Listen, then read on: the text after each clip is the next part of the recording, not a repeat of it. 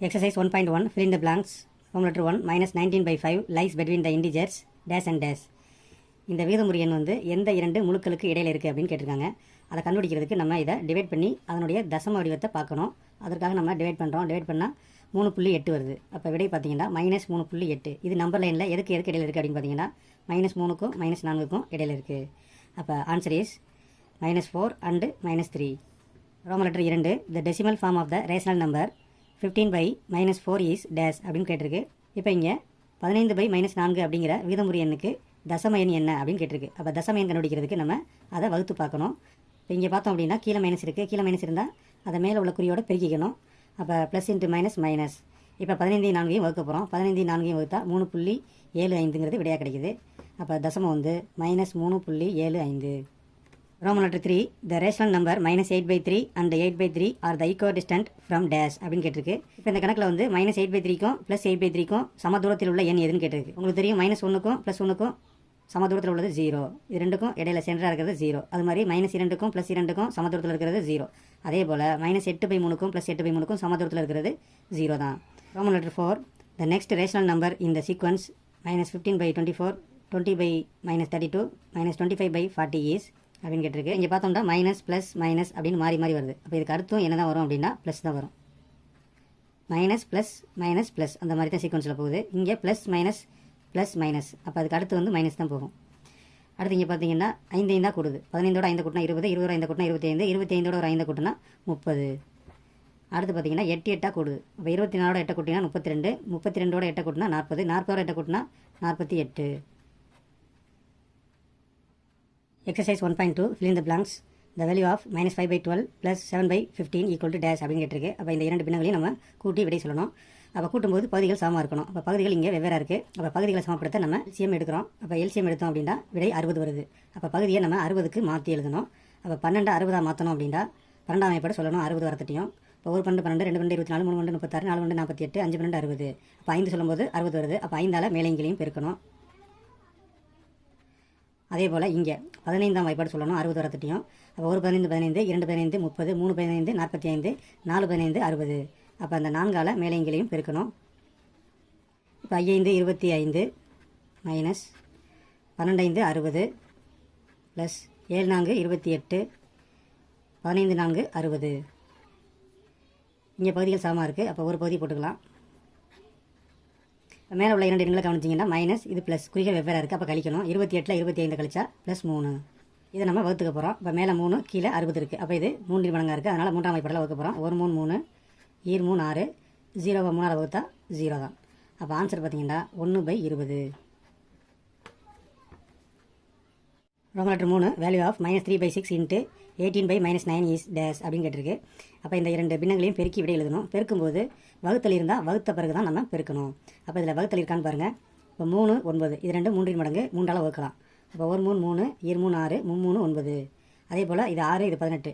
அப்போ இது 6 மடங்கு. அப்போ 6ஆல் வகுக்கலாம். 1 6 6 ஈர் 6 12 3 6 18. இது பார்த்தீங்கன்னா 3 மடங்கு. திரும்பவும் 3ஆல் வகுக்கலாம். 1 3 3 1 3 3. அப்போ மொத்தமாக விடை பார்த்தீங்கன்னா -1/1 இன்ட்டு 1/-1.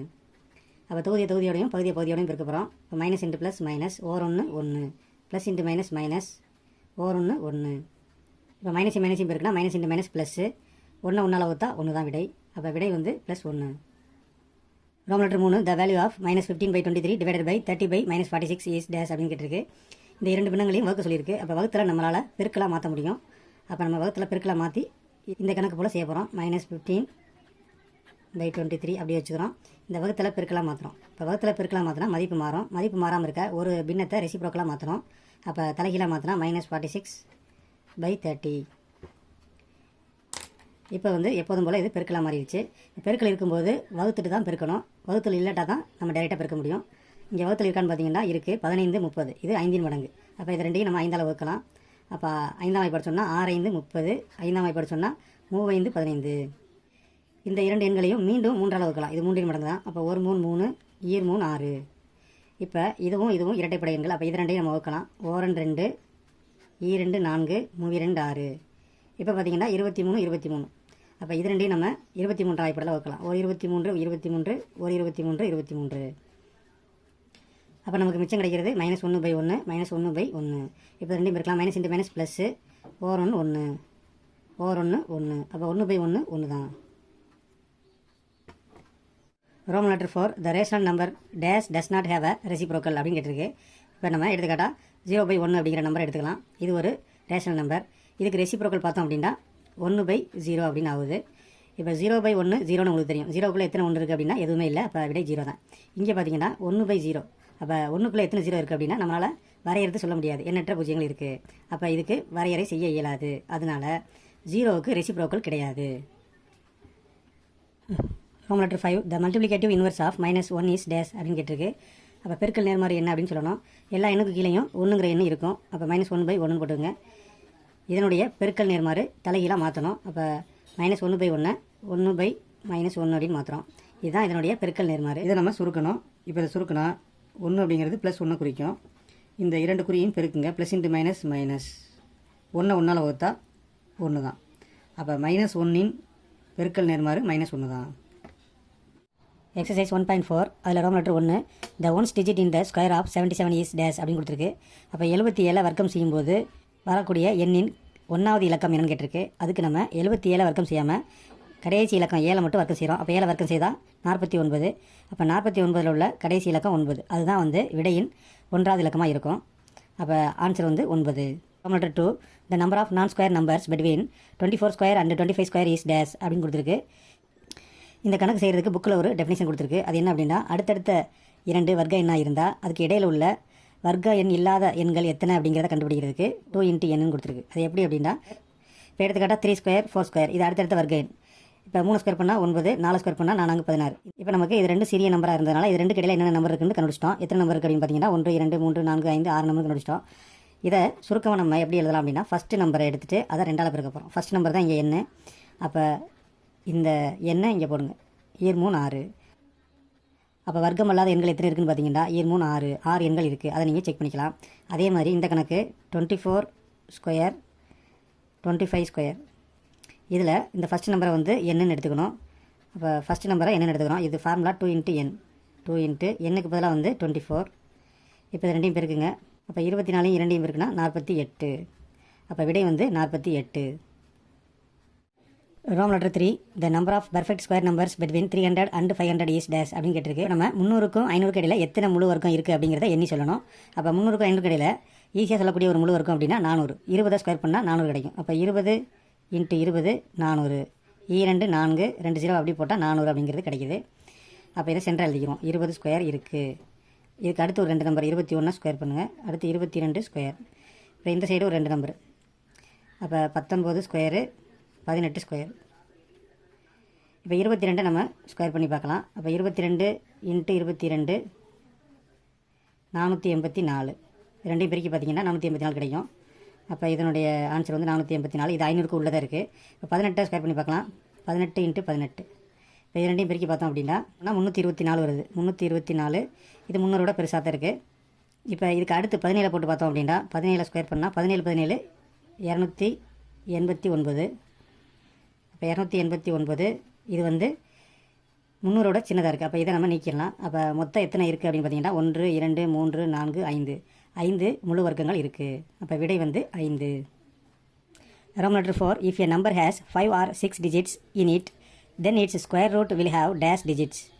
இப்போ ஒரு எண் வந்து 5 இலக்கத்தில் இருக்குது அப்படின்னு வச்சுக்கலாம். 1 2 3 4 5. அது மாதிரி மற்றொரு எண் வந்து 6 இலக்கத்தில் இருக்குது. 1 2 3 4 5 6. இப்போ இதுக்கு நம்ம வர்க்கமூலம் பார்க்கும்போது அதனுடைய விடை எத்தனை இலக்கத்தில் வரும் அப்படின்னு சொல்லி கேட்குறாங்க. அப்போ வர்க்கமூலம் பார்க்குறதுக்கு ஒரு ரூல்ஸ் இருக்குது. கடைசியிலேருந்து 2 2 நம்பராக தான் நம்ம வர்க்கமூலம் பார்க்கணும்.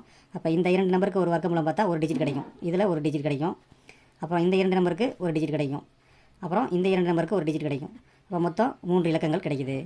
அது மாதிரி இதுக்கு பார்த்தீங்கன்னா இதுக்கு ஒரு இலக்கம், இந்த ரெண்டையும் சேர்த்தா ஒரு இலக்கம், இது தனிச்சிருக்கு. அப்போ இதுக்கு ஒரு இலக்கம் கிடைக்கும். அப்போ இதுக்கும் மொத்தம் 3 இலக்கம். அப்போ விடை வந்து 3 digit. Roman letter 5 the value of square root of 180 lies between the integers dash and dash அப்படின்னு சொல்லி கேட்டிருக்கு. இந்த ஸ்கொயர் ரூட் ஆஃப் 180 மதிப்பு எந்த 2 முழுக்களுக்கு இடையில வரும் அப்படின்னு சொல்லி கேட்டிருக்காங்க. இப்போ நம்ம இந்த ஸ்கொயர் ரூட் ஆஃப் 180க்கு மதிப்பு கண்டுபிடிக்க வர்க்கமூலம் பார்க்குறோம். இப்போ வர்க்கமூலம் பார்த்தா விடை வந்து 13.4 அப்படின்னு வருது. உங்களுக்கு தெரியும் இந்த நம்பர் லைனில் வந்து 13.4 அப்படிங்கிறது எதுக்கு இடையில வரும்? 13க்கும் 14க்கும் நடுவில் வரும். அப்போ விடை வந்து 13 மற்றும் 14. Roman letter 1 the ones digit in the cube of 73 is என்னன்னு கேட்டிருக்கு. அப்போ 73 கியூப் பண்ணால் நமக்கு வரக்கூடிய ஒன்றாவது இலக்கம் என்னன்னு கேட்டிருக்காங்க. அப்போ நம்ம 73ல் கடைசி இலக்கத்தை மட்டும் நம்ம கியூப் பண்ண போகிறோம். அப்போ கடைசி இலக்கம் 3 கியூப் பண்ணால் 3 × 3 × 3. அப்போ 3 9 9 3 27. அப்போ 27ல் கடைசி இலக்கம் எதுன்னு பார்க்கணும். அப்போ 7. அப்போ விடை பார்த்தீங்கன்னா 7. இப்போ roman letter 2 maximum number of digits in the cube of 2 digit number is அப்படின்னு கேட்டிருக்கு. அப்போ ஈரிலக்க எண்ணின் கணத்தில் அதிகபட்சமாக இருக்கக்கூடிய இலக்கங்கள் என்னன்னு கேட்டிருக்கு. அப்போ இப்போ இதுக்கான விடை வந்து புக்கிலே கொடுத்துருக்கு. Minimum 4 maximum 6. ஈரிலக்க எண்ணை வந்து கியூப் பண்ணும்போது குறைந்தபட்சம் 4 இலக்கம் வரும், அதிகபட்சம் 6 இலக்கம் வரும். அப்போ Roman letter 4 the cube root of 540 × 50 is அப்படின்னு கேட்டிருக்கு. அப்போ இதுக்கு நம்ம கியூப் ரூட் பார்க்குறதுக்கு எல் டிவிஷன் பண்ணி பார்க்குறோம். அப்போ 540 எல் டிவிஷன் பண்ணால் நமக்கு காரணிகள் 5 2 2 3 3 3 கிடைக்குது. 50 எல் டிவிஷன் பண்ணால் நமக்கு காரணி 5 2 5 கிடைக்குது. அப்போ ஃபஸ்ட்டு 5, அப்புறம் 2, அப்புறம் 3 இந்த நம்பருக்கு பதிலாக காரணிகளாக எழுதுகிறோம். இப்போ கியூப் ரூட்லேருந்து நம்ம மதிப்பை பெறணும் அப்படின்னா 3 எண்ணுக்கு ஒரு எண்ணை வெளியில் எடுக்கணும். இப்போ 3 5க்கு ஒரு 5 வெளியில் எடுக்கணும், 3 2க்கு ஒரு 2 வெளியில் எடுக்கணும், 3 3க்கு ஒரு 3 வெளியில் எடுக்கணும். இதை மல்டிப்ளை பண்ணால் நமக்கு ஆன்சர் கிடச்சிரும். I 2 10 × 3 5 3 30. அப்போ விடை 30.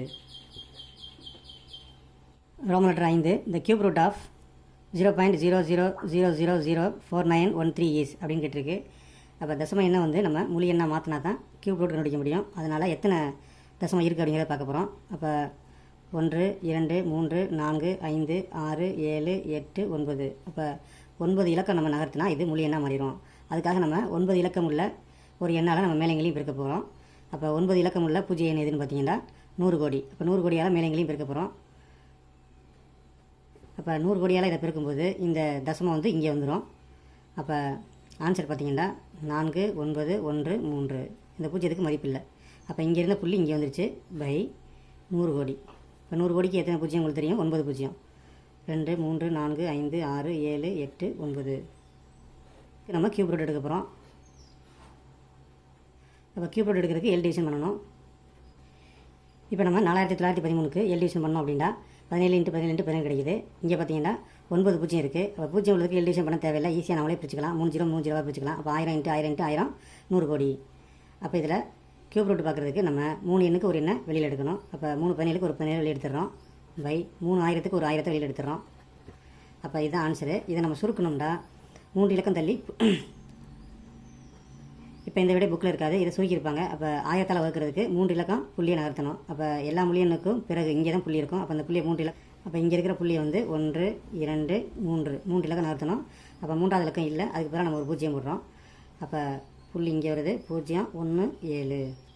அப்போ முழு எண் கிடையாதுங்கிறதுனால அதுக்கு ஒரு பூஜ்ஜியம் போடுறோம். அப்போ answer 0.017. Roman letter 1 -1 whole power even integer is dash அப்படின்னு கொடுத்துருக்கு. இதனுடைய பவரில் இரட்டைப்படை எண் வரும்போது விடை என்ன வரும் அப்படின்னு கேட்டிருக்காங்க. அப்போ 0 போட்டோம் அப்படின்னா விடை 1. இப்போ இந்த பவரில் 2 போட்டோம் அப்படின்னா -1 × -1. அப்போ -× ப்ளஸ் ஓர் 1 1. இப்போ 4 போட்டோம் அப்படின்னா -× ப்ளஸ் ஓர் 1 1. -× ப்ளஸ் ஓர் 1 1. அப்போ 1 × 1 1. அப்போ இதனுடைய பவர்ஸில் வந்து ஈவன் நம்பர் போட்டால் விடை 1 தான் வரும். அப்போ விடை 1. அடுத்து Roman letter 2 for a not equal to 0 a power 0 is dash அப்படின்னு கொடுத்துருக்கு. Any number power 0 equal to 1 அப்படிங்கிறது நமக்கு தெரியும். அப்போ விடை 1. Next Roman letter 3 4 power -3 × 5 power -3 equal to dash அப்படின்னு கொடுத்துருக்கு. அப்போ இங்கே அடிமானங்கள் வெவ்வேறாகவும் அடுக்குகள் சமமாகவும் இருக்குது. அடுக்குகள் சமமாக இருந்தால் பொதுவாக ஒரு அடுக்கை எடுத்துக்கலாம். அப்போ -3 -3க்கு பொதுவாக ஒரு அடுக்கை வெளியில் எடுத்துக்கிறோம். அப்போ -3 இப்போ உள்ளே இருக்கிறது 4 × 5. அப்போ இது ரெண்டையும் பெருக்கலாம். 4 5 20. அப்போ 20 அடுக்கு -3. இதை நம்ம சுருக்கமாக ப்ராக்கெட் இல்லாமல் எழுதிக்கலாம். 20 பவர் -3. அப்போ விடை 20 அடுக்கு -3. Next Roman letter 4 -2 whole power -7. பவரில் மைனஸ் இருந்தால் இதை நம்ம ரெசிப்ரோக்கலாக மாற்றணும். அப்போ அதை ரெசிப்ரோக்கல் ஆகிட்டா மைனஸ் வந்து ப்ளஸ்ஸாக மாறிடும். இப்போ நம்ம -2 7 டைம்ஸ் வந்து மல்டிப்ளை பண்ண போகிறோம். -2 அடுக்கு 7 அப்படின்னா 7 முறை -2 பெருக்கணும். அப்போ -× ப்ளஸ் 2 4 -× ப்ளஸ் 2 4 -× ப்ளஸ் 2 4 -2 அப்படியே டவுன் பண்ணுறோம். இப்போ 4 4 பெருக்கிறோம். 4 4 16 16 64 64 × 2 128. அப்போ ப்ளஸ் இன்ட்டு மைனஸ் இந்த மைனஸை மேலே ப்ளஸோட பெருக்கிக்க போகிறோம். மைனஸ் இன்ட்டு ப்ளஸ் மைனஸ் பொதுவாக போட்டாச்சு. அப்போ விடை வந்து 1/128. Roman letter 5 -1/3 whole power -5. பவரில் வந்து மைனஸ் இருக்குது. அப்போ நம்ம மைனஸை ப்ளஸ்ஸாக மாற்றுறதுக்கு நம்ம இதை ரெசிப்ரோக்கலாக மாற்றுறோம். -1/3 ஹோல் பவர் 5 இருக்குது. அப்போ 5 டைம்ஸ் நம்ம மல்டிப்ளை பண்ணணும் இதை. அப்போ -1/3 வந்து 5 டைம்ஸ் எழுதியிருக்கோம், 5 முறை வந்து பெருக்கல் எழுதியிருக்கோம். இப்போ இந்த இரண்டு பின்னத்தையும் பெருக்கணும் அப்படின்னா ஓரன்னு 1 3 9 மைனஸ் இன்ட்டு மைனஸ் ப்ளஸ்ஸு, அதே போல் இது மைனஸ் இன்ட்டு மைனஸ் ப்ளஸ்ஸு ஓரன்னு 1 3 9. இதை அப்படி கீழே இறக்குறோம். இப்போ நம்ம தொகுதி அனைத்தையும் பெருக்கிட்டா plus into plus plus plus into minus minus ஓரன்னு 1 ஓரன்னு 1 99 81 89ஓட 3 பெருக்கினா 243. நம்ம இந்த பகுதியில் உள்ள பின்னத்தை தொகுதியை கொண்டு வரணும். அப்போ தொகுதியை கொண்டு வரும்போது பின்னம் தலைகீழாக மாறும். இந்த பின்னம் மேலே வரும்போது தலைகீழாக மாறுது. -243/1. இதை பெருக்கிட்டா ப்ளஸ் இன்ட்டு மைனஸ் மைனஸ் ஒரு 243 243.